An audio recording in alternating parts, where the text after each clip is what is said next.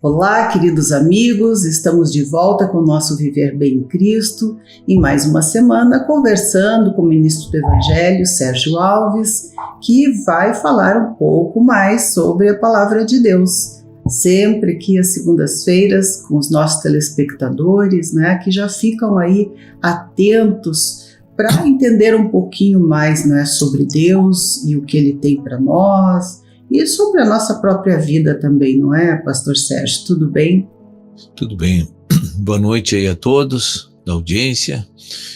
Que o Senhor nos conduza aqui hoje naquilo que vamos examinar nas Escrituras para melhorar o nosso entendimento, assim, e termos pelo menos opções de fazer uma mudança de caminho.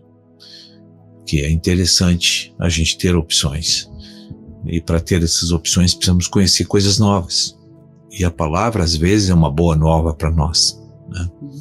Então, sempre que a gente colocar os nossos olhos na verdade, nas Escrituras, que para mim é um manual de instrução de Deus para melhorar nossa vida e nos aproximar dele, sempre que abre muitas opções para a gente mudar muitas coisas na nossa vida que vão redundar em melhorar, assim, os nossos dias, o nosso viver, porque isso nos aproxima de Deus, né?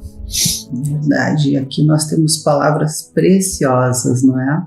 E são conselhos, não é? Que podem mudar o curso das nossas vidas, dos nossos dias aí.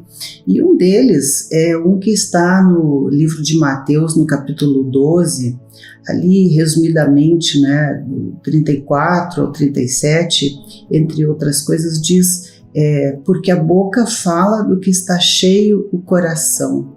Como a gente tem que cuidar, disso e o que está dentro do coração às vezes sai, fora mesmo a gente sem querer, Então, melhor é vigiar isso aí e tentar mudar o coração para que isso não aconteça, não é? Com isso, Jesus está dizendo algo muito importante. Ninguém muda, sem que haja uma mudança interna primeiro. Jesus está dizendo, olha, a gente que foi formado, as nossas crenças ela é um conjunto de princípios e valores que nós, durante o percurso da nossa vida, vamos ouvindo, vamos vendo e vamos formando uma crença, que é um conjunto de princípios e valores, E perante a nossa vida, sim, nós formamos um quadro volitivo, intelectual, cultural, e que aquilo vai fazer a regência da nossa vida. Agora, se aquela formação não condiz, princípios e valores que venha da sabedoria de Deus, essa pessoa vai ter deformidade, vai ter problemas para enfrentar a vida natural. Porque ela vai seguir aquilo que ela tem como crença interna na sua alma, aquilo que ela somatizou, aquilo que vai governar os seus passos, suas decisões, suas opções, seus investimentos, sua maneira de se relacionar. Tudo depende de crença que ele tem, que são um conjunto de princípios e valores que ela recebeu durante a vida, ou veio do mundo natural, do aspecto humano, ou veio de Deus. Então, por isso que Jesus disse, olha, como tu foi formado, o teu caráter, a tua personalidade, o teu lado intelectual, é aquilo que tu vai exteriorizar, é aquilo que tu vai falar, é aquilo que tu crê, é aquilo que rege a tua vida. Então, o que Deus tenta introduzir nas pessoas para aliviar o sofrimento e salvá-las? Para tirar do sofrimento e salvá-las. Ele tenta colocar princípios e valores que são dele, para formar nosso caráter, nossa personalidade.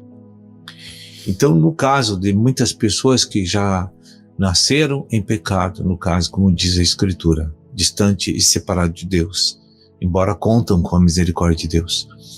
Aí depois vão para a escola, tem uma formação familiar, tem uma formação educacional fora de casa.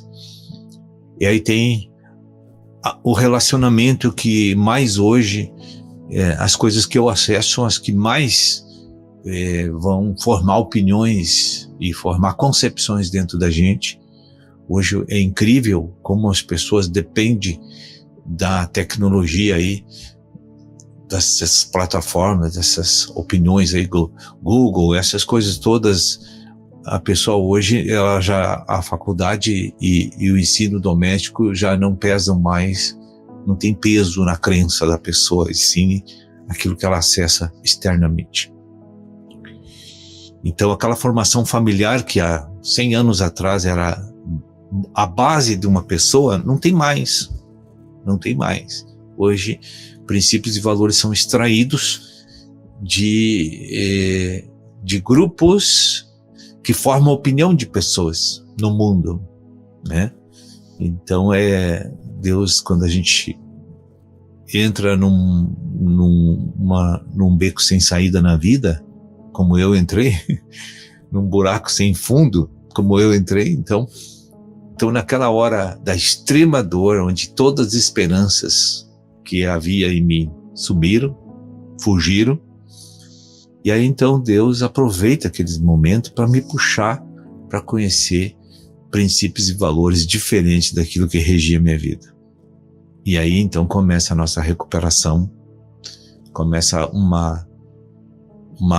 um trabalho de inteligência divina dentro de nós, para fazer uma reforma nessa crença, que são princípios e valores que não são de Deus. Ele vai começar a alterar lentamente alguns princípios, alguns valores, e isso vai mudar nosso interior, primeiramente, e depois muda o nosso exterior. As pessoas vão nos ver de forma diferente e vão perguntar: o que está havendo contigo? Antes tu agia assim, agora tu não age mais. Antes tu defendia isso, agora não defende mais. Entende? Então Jesus está dizendo que é necessário a gente passar por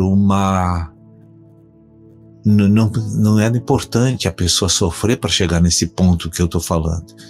Se ela abrisse, né, o seu coração, e para começar a fazer uma reflexão de duvidar das concepções e valores, princípios que eu tenho, porque eu posso ver na minha vida o que não dá certo. É fácil.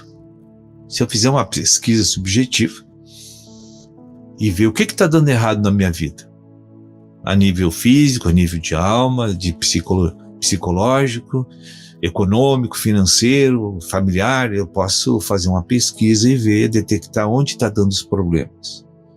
E isso pode ser uma motivação voluntária para que eu vá procurar as coisas de Deus, os novos princípios e valores. Mas geralmente as pessoas não fazem assim. Deus tem que deixar ela chegar lá e bater no muro de concreto, e aí não tem mais o que fazer. Aí então Deus pega, na hora da dor e da dificuldade, Deus se apresenta graciosamente: olha, eu posso te ajudar, tu quer? E aí então a gente ouve coisas novas que dão esperança, que aumentam a nossa fé, que nos faz enxergar uma luz no fundo do túnel.